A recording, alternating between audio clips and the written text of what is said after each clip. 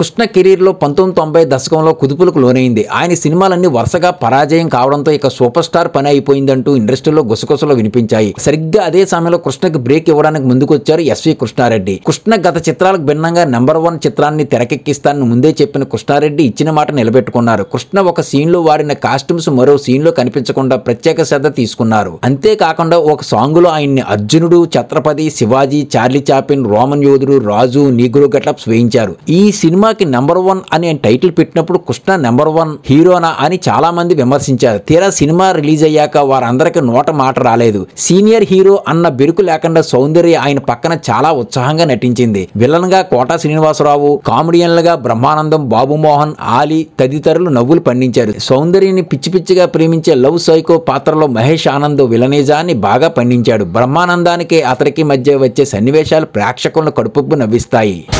Like subscribe చేయండి.